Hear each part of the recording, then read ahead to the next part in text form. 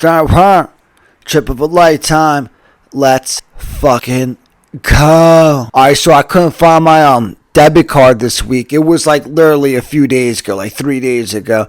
So I figured I'd check in the creases of my car seats.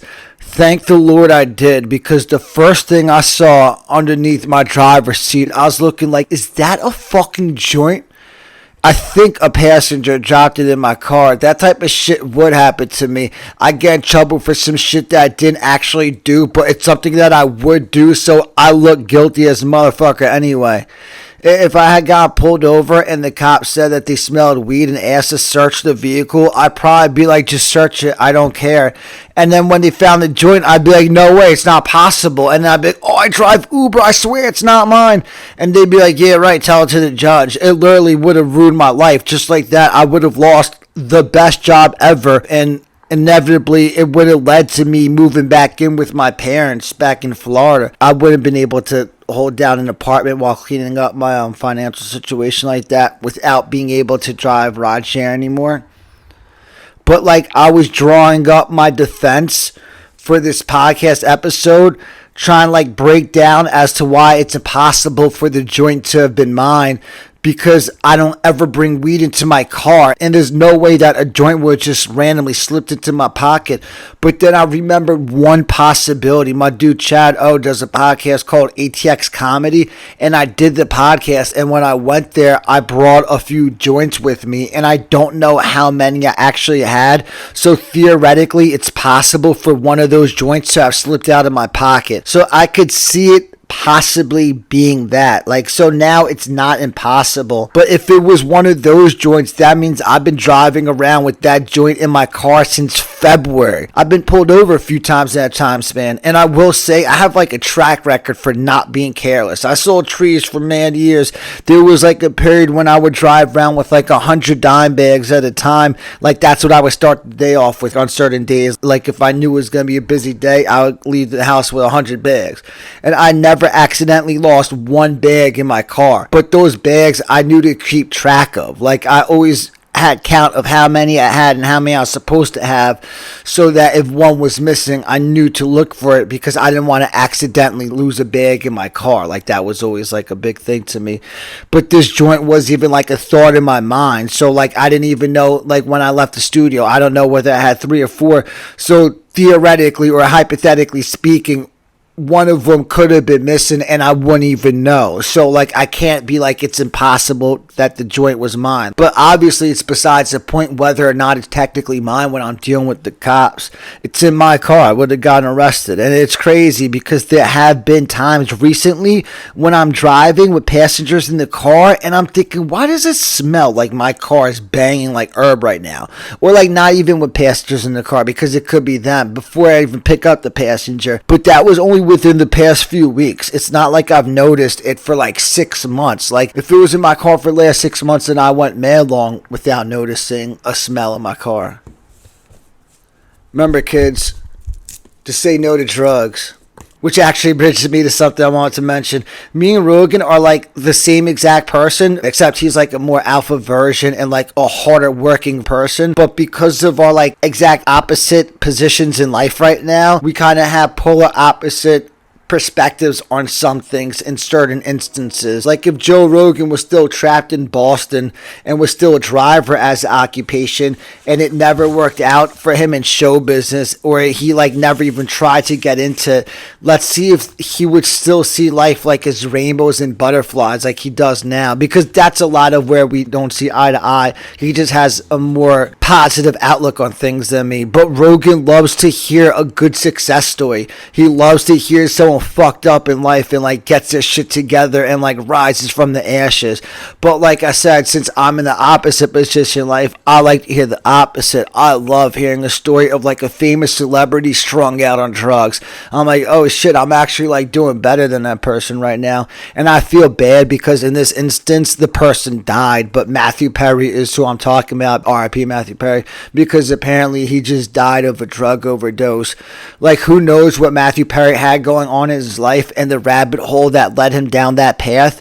But the prevalent story of actors or musicians overdosing on drugs, I think ties back to purpose, because I always say everything ties back to sex, love, and purpose. But for musicians and actors, I think it comes back to purpose a lot of the time.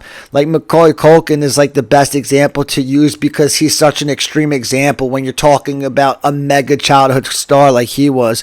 But it's like he's already done with the most important thing that he's ever going to do in his life, other than raising his children. Like, that's always going to be the most important thing anybody ever does. But let's put that aside. Like Macaulay Culkin, like, what's the next most important thing he's ever going to do in his life?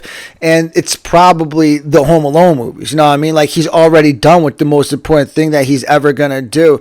But in terms of life accomplishments, like, it's over for him. He's peaked at the age of 12.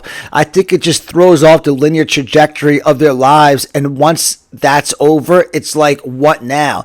And I think they sense a lack of purpose. They have like a lot of money and nothing necessarily to do with all their time, and they end up turning to drugs. That's what I feel like happens a lot of the time when someone kind of reaches a lot of success at a fairly young age. And then like a lot of them, what ends up happening is after they turn to drugs, they actually find purpose in recovery, straightening out their lives and telling their story as a lesson to others. That's what I've noticed with my generation. A lot of people have found purpose in their recovery, which is a good thing. You know what I mean? Like, to go through it in life and then to come out on the other side and tell your story. So the NBA is starting their first annual in-season tournament. This is it, ladies and gentlemen. This is the biggest money grab in the history of the universe. I heard Mark Cuban's take on it, and it's literally identical to mine. I really like Mark Cuban, and what he said was, he was like, I hated the idea of it initially, but there's really no downside because it just counts as regular season games. And this is, keep quoting him, and he was like, my son was excited talking about who we have in our pool when the brackets are released, so I don't see a negative, and it's something for the kids to get excited about.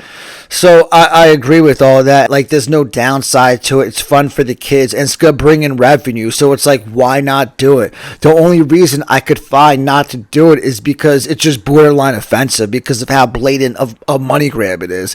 Let's sell you an in-season tournament with absolutely no relevance just because we can, and it's gonna generate money. The winner wins. This is the worst part of it. The winner wins the quote-unquote NBA Cup. It's so ridiculous. I'm talking about it now because I saw a commercial for it. The commercial was such a fucking joke. I was literally laughing out loud as I was watching it. I was going to have a fucking heart attack as I was drawing up this episode. I was doing a delivery. I've never been parked so illegally in my life. I was literally on the sidewalk and I just threw my hazards on. I was thinking, fuck it, there's nowhere to park, and I'm just running in. It was the most bumper-to-bumper parking lot I've ever been in my life. There was barely even enough room just to move around in there and to get out, yet alone park. I was thinking if I could just get in and get out, then I'm good, because at that moment I didn't see anybody walking out to their cars that like I might be blocking in. So they have like an organized to go set up at the spot, which is rare. But the one kid who works there never understands me when I tell him my name, and when it's my personal order, because I pick up my own food there sometimes, he never gets it. He always asks me to repeat it, and my name is Kevin. And when I tell it to him, he either replies back Catherine or Captain. I swear, sometimes I think he's fucking with me. I say Kevin and he's like, Catherine? Like, do I look like a fucking Catherine? But of course, this time when I'm parked illegal as fuck, he's the one working. I give him the name and I make sure I enunciate it clearly when this kid's working. Patsy. It's Patsy. Like, I didn't spell it out to him. I'm spelling it out on the podcast so you know what I said. But so he checks all the bags and he doesn't see it. Then he checks the computer and he's not seeing it. I was just going to be like, don't worry, man. Like, it's all good. I'm just going to cancel it on my end. But then he asked to see my phone. And when he read the name, it was like the bag that was right in front. I swear, this kid's retardedness never disappoints. Working on the podcast and driving accompany each other so well. I'm just sitting here drawing up an episode, like as I was drawing this up, like I say it in the present tense, but like it's in the past tense now. But so I was just sitting there drawing up the episode, picked up that quick delivery, dropped it off, and got back home all within 16 minutes, and the delivery paid almost $12. It paid $11.76. And on days when driving is slow, it's all good because I just get mad podcast work done while I'm sitting there not getting rides. So it's like I'm still able to be productive with the time. It's the best shitty job in the history of the universe. It exponentially raised my baseline level of happiness as a human being. It's like I don't even work and I bring in over a G on most weeks. Really, other than the dangers of being on the road, the only negative about the job is the people. I just can't regularly be around people for much longer. They're absolutely insufferable. They're rude, they're corny, they're miserable, they're annoying, and they're inconsiderate. That's why during busy times, I don't even do rideshare. I just do deliveries. But then you gotta like deal with mad stressful parking situations and like building numbers that are impossible to find. And when you deliver food, sometimes you still got to deal with inconsiderate people and their bullshit. And sometimes the employees at the pickup spots are like trash bag human beings. Not the kid from the story before. Like, I like him. He's fine. He's just retarded. But no matter whether I'm doing rideshare deliveries, the biggest downfall is being forced to interact with people. Even when they're relatively nice, I just don't like interacting with them and going back and forth pointlessly about nothing. It gets really ridiculous when Lyft is offering bonuses, because when it's just Uber offering the bonuses, I just have on deliveries for the most part. But when Lyft is offering a bonus, then I'm doing all rideshare. These two middle-aged ladies got in my car the other day, and I had on fancy sports talk radio because that's all I listen to. So that's why the conversations get as ridiculous as they do sometimes. And within 10 seconds of the ride starting, the one lady randomly out of nowhere blurts out, Devontae. She had presumably just heard that mentioned Devontae Adams' name on the radio. For the sake of humanity, I hope she had just heard that mentioned Devontae Adams' name on the radio. But this is why people are exhausted to be around. They make comments and do shit like that, and you're supposed to feed into it. But because there's two of them back there, engaging with this lady wasn't my responsibility, so I don't feel obligated to respond. So she goes, Devontae. I sit there silently, and her friend asks, what about him? I don't think she was fucking with her, though. Like, the friend who said, what about him? I think she was just totally oblivious to sports banter and didn't realize that's just like a thing people do, and it doesn't necessarily mean anything, specifically in the context when her friend did it. Because it makes sense to do it if you're like watching a Raiders game and he just made a big catch. He makes the catch and you go, Devontae. But it doesn't make sense to just randomly out of nowhere do it just because you presumably heard his name mentioned on the radio, unless you're just like a really big Devontae Adams fan. But the lady that did it, I just don't think she gets the context of when you're supposed to do it. It's probably learned behavior. She's probably heard other people do it and she picked up on it. She probably literally does it to sound cool, but doesn't realize she sounded the exact opposite of it. And they're like middle-aged ladies. I don't know if I mentioned that. Like, at this point, I can't even tell what middle-age is. I think people are middle-aged and they're like 3 years older than me.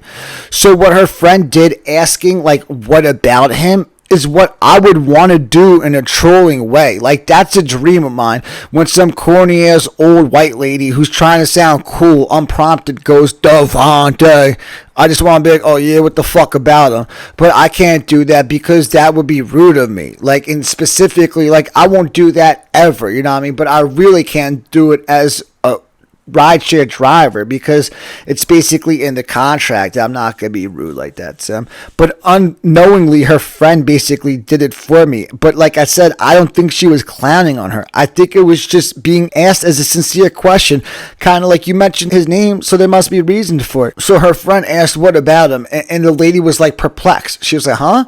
And her friend was like, you said his name, so what about him?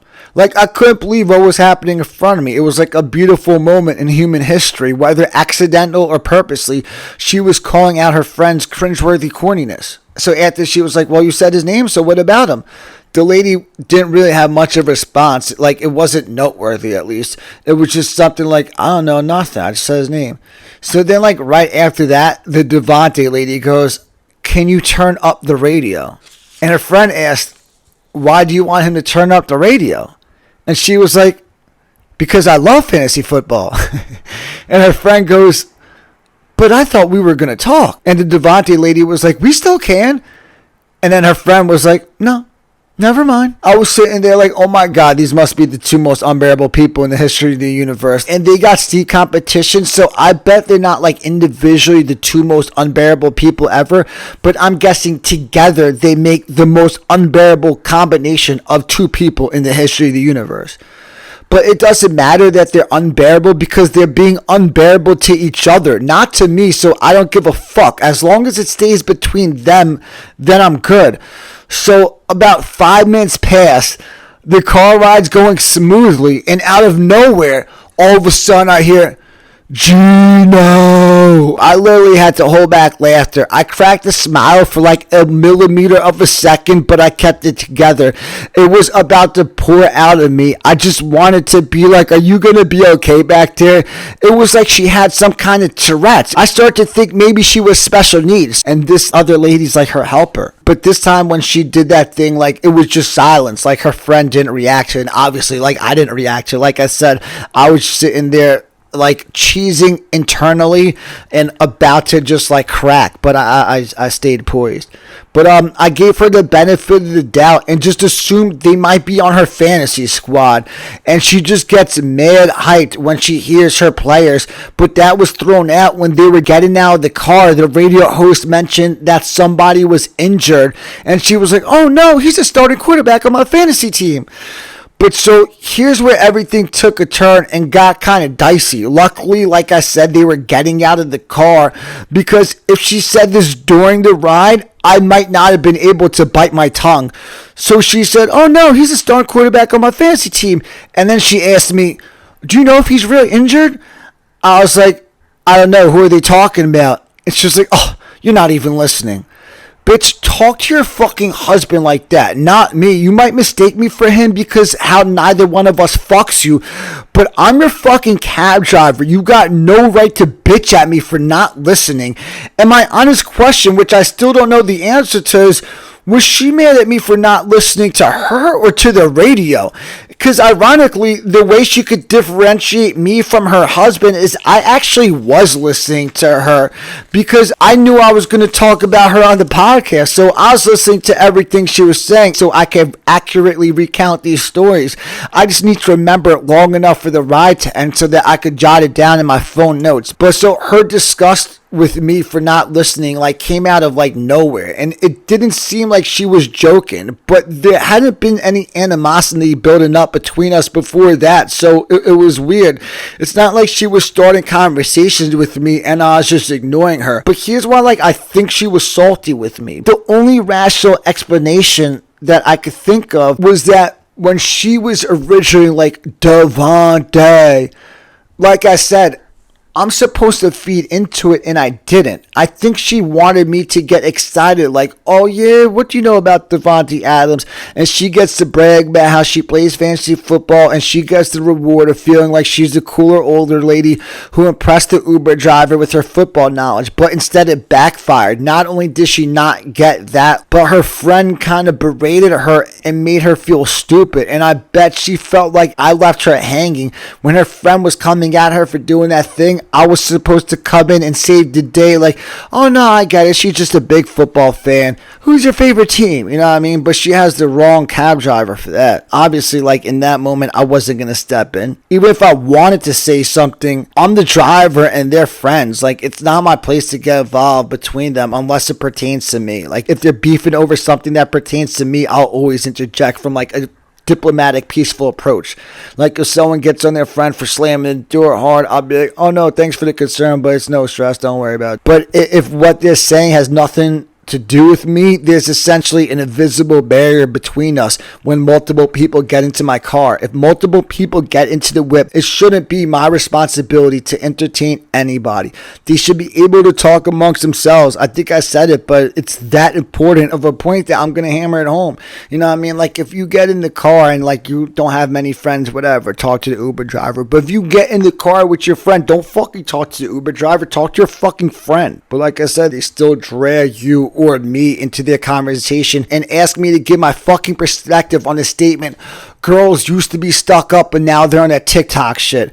I'm telling you, you gotta be out in the wild to get this type of shit. You can't make it up if you tried. You can't sit down in a writer's room and write these types of stories.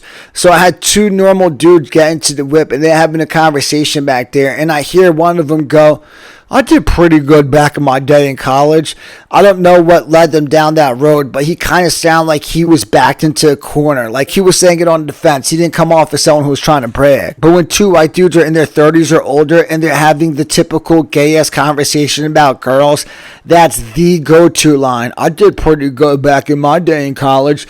When guys talk about girls, it's the gayest shit ever. It's never an honest conversation. It's all about one thing, which is trying to sound as cool as possible. You gotta get mad pussy and you gotta not give a fuck about the chicks. It's what the gay heterosexual universe does to you. I've been there, and since I hate lying, if I was getting pressed by someone who doesn't know I don't bag chicks and they ask me if I get pussy, I could easily see myself saying some shit like, girls used to be stuck up but now they're on that TikTok shit. That type of comment is the reaction to someone's pressure. So back to the conversation, the one dude says, I did pretty good back in my day in college. I don't know what the friend's response was, but his friend was undoubtedly pressing him because the kid's next comment was, girls have changed, which had me roll my eyes because I just think like that comment is gay as fuck. Like, society evolves, but generally speaking, girls haven't changed.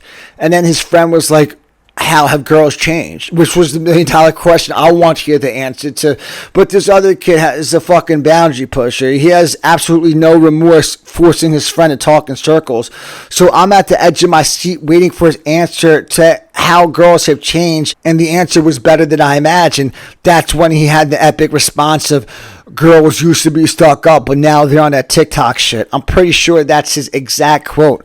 If you don't understand what it means when he says girls used to be stuck up, but now they're on that TikTok shit, don't worry, it doesn't make sense. Those words are all the English language, but when you put them together in one sentence the way he did, there's no coherent meaning. But like I alluded to, this comment isn't an indictment against this kid for being retarded. It's a microcosm of what the gay heterosexual universe does to us. It puts pressure on us to sound cool as possible when we're talking about girls. Next thing you know, you're saying shit like girls used to be stuck up and now they're on that TikTok shit. It's probably not a statement he stands behind. It's not like he drew it up on a script for a podcast. He was probably thinking, what the fuck did I just say after he said it? It was the response to his friend pressing him, like I was saying. And that's why his friend's an exhausting person to be around, in my opinion. Like, I hate being around people like that. And he validated everything I've said about him when this boundary pusher motherfucker goes, what do you think about it? I'm like, me? He goes, yeah, you. Oh, leave me the fuck out of this shit. Like, why do you gotta get me involved in this? Like, what do I think about girls used to be stuck up and now they're on that TikTok shit? Like, come on, man. You know there's no rational response to that. You can't possibly think that statement made sense, so why are you asking for my feedback on it? So now there's pressure on me to respond without sounding like a virgin loser, so I just spewed out the first thing that came to my mind, which was, they're not stuck up if they want to talk to you. It is a true statement, but I sounded mad stuck up when I said it, which is ironic. I didn't like how I came across, but that's what happens when you put me on the spot and ask me a dumbass question. All I'm really trying to do is drive these people from point A to point B. I could drive people back and forth all day long for all of eternity, but I can't continue to carry on these pointless ass conversations for that much longer. I gotta get to Joe Rogan and become a famous podcaster. But so when I responded to the kid, I said it in a way where I was like rolling my eyes with my voice, not because I'm rude, but because you started an unsolicited conversation with me that I didn't want to be having. So I kind of came off like I had an attitude, which is ironically the essence of what's happening when guys think girls are quote unquote stuck up. If you make someone uncomfortable, sometimes they reflect an attitude back to you. And my attitude was accidental. It's just what came out of me when I was put on the spot. If you keep everything in bounds, I have extremely good customer service etiquette when I'm working. But it's when they start bringing like the human element into things where sometimes it gets dicey. Pretend I'm not a person. Be polite to me, but treat me like I'm just a robot that's just there to provide you a service. And I will say the statement that this one kid made, like in terms of it making sense, if you've been saying girls are stuck up, then I guess it is an accurate statement to say girls used to be stuck up, but now they're on that TikTok shit. Girls are definitely on that TikTok shit now. So if you used to think girls are stuck up, then the statement technically does make sense, but I just disagree with it because generally speaking, I don't think girls are stuck up. I think what someone perceives as a girl being stuck up is usually a reaction to their own behavior. And if you think girls are stuck up, then it's probably karma. If there's a reason as to why you're talking to a specific girl and you don't make her feel uncomfortable, then I think for the most part, she's not going to come across as stuck up.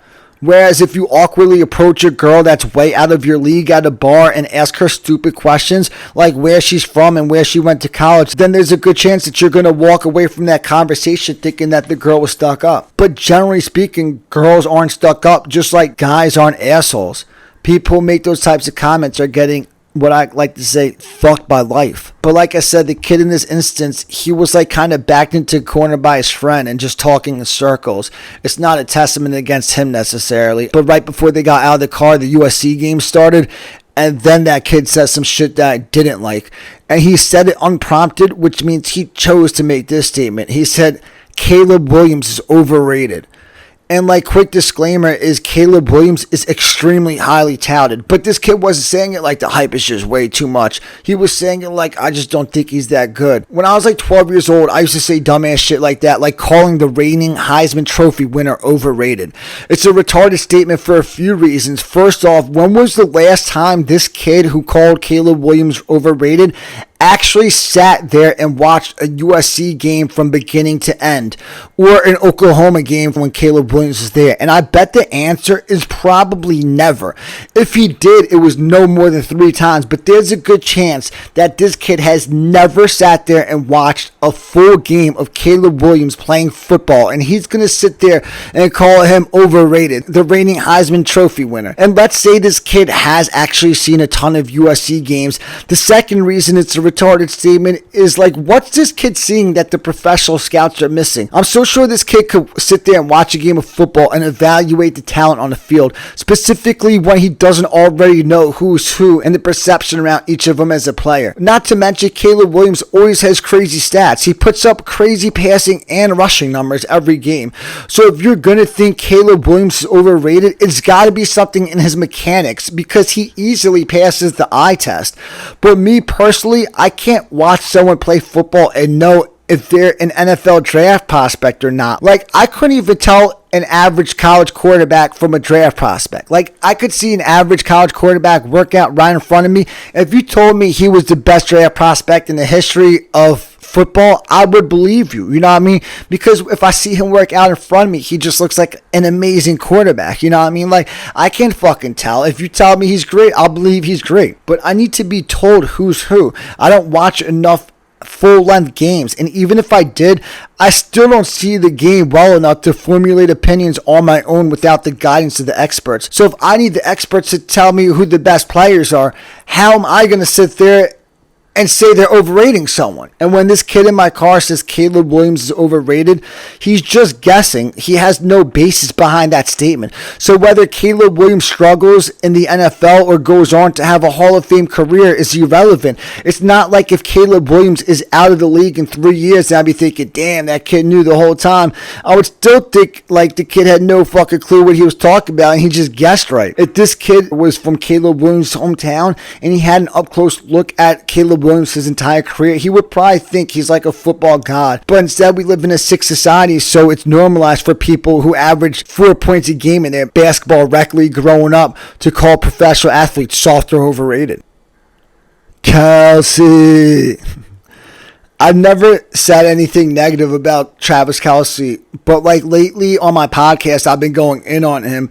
I just think the publicity surrounding his love affair with Taylor Swift is cringeworthy. And I don't think Taylor Swift is hot, and I think he could bag more or less any available chick that isn't in the public spotlight. So I don't know why he fucks with her, and that's the other reason that I get on him.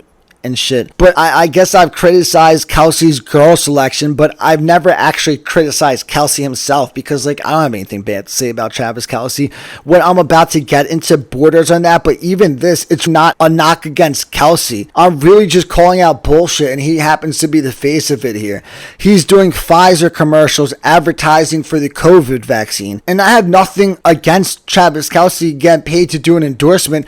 I just question, where's the money coming from? If they administer the vaccine for free, then where's the money coming from for commercials, and what's the incentive to do the advertising?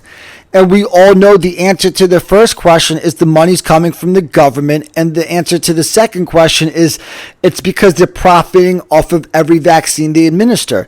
It's one thing if it's unavoidable for these companies to profit off of the vaccine because it's an unintended consequence because they're the ones putting in the work. So in return, they end up profiting off of the global pandemic.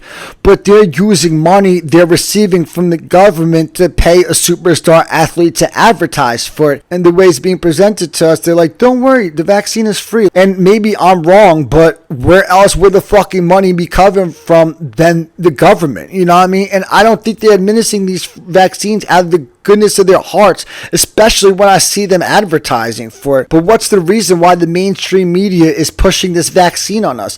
Is it actually driven by safety concerns, or is the motive more about profit? The mainstream media is jamming the vaccine down our throats while simultaneously the people who are administering the vaccine are making enough money off of it to pay superstar athletes to advertise for it. Something doesn't sound right with that picture. It's almost like everything is just an advertisement for the vaccine, including the actual shows you're watching. And I know nothing about anything, but just from what's common knowledge, the icing on the cake is that the politicians, the people who own the mainstream media, and the owners of the pharmaceutical companies are all in bed with each other. And when we see Travis Kelsey advertising for the vaccine, it should be a red flag. At minimum, people should be asking questions, and at maximum, they should be demanding answers. But instead, a lot of the same people who used to say, you can't believe everything you hear on TV, and in the past have complained about the evils of the pharmaceutical industry, will now attack your character if you're hesitant to get vaccinated. I'm not anti-vaccine. I just never saw a reason to go out and get this specific one, and the way we're being sold on it makes me extremely skeptical about it. A lot of people's whole belief system about COVID has been created by the media. It has to be. There's no way they formed their opinions on COVID with what they saw with their own eyes. The only thing I saw with my eyes personally are the dumbass masks. If it wasn't for the shutdown, the stupid ass masks, and people complaining, I literally wouldn't have even known there was a pandemic going on. It's not like at any point I've noticed an unusual people around me getting sick. With my own eyes, other than what I just mentioned, I literally saw nothing out of the ordinary. I may or may not have had COVID. Like, I never got tested. In the past 3 years, I haven't felt overly sick, so what would drive me to go get tested? Knock on wood, because my parents are like extremely at-risk individuals, but I still don't know one person who's died of COVID. Fred the Godson, he's a rapper. Anthony Towns' mom, he's a professional basketball player, but his mom, and some girl I used to work with, her stepfather, who I never met. Those are the three realest people to me who have died of COVID. I don't understand what anyone could have seen that has them still wearing masks in November 2023. Like, you try not to judge people, but how could you not judge somebody still walking around in a fucking mask? They look so fucking stupid, yo. I just want to say something to them. It's shocking how many people are still out here wearing masks. It's like, what are they scared of? It's almost like a method of identification, like, oh, it's one of them. If you've made it over 3 years into the pandemic, it's not because you've been wearing your mask so diligently. It just highlights how certain people can't think for themselves and are absolute puppets. Whoever they believe is in charge of them, they'll blindly do whatever that person says. They've been following orders their whole life, and it gets to a point that they literally don't know how to think for themselves. And in no way am I saying that it is, or making accusations, but the timing of everything makes the Taylor Swift Travis Kelsey love affair look manufactured as a motherfucker. I doubt it is, but the timing makes it look like it is. Right as the ad campaign is launched, he starts dating the biggest pop star alive. Kelsey's face on the ad is a lot more effective if it's Taylor Swift's boyfriend in the commercials. And coincidentally, apparently, she just dropped an album. I'm not trying to make accusations, but the timing is incredibly suspicious, and the relationship just seems like it's good for business for all parties involved. Saquon, Stafford, trip of a lifetime. Let's fucking go.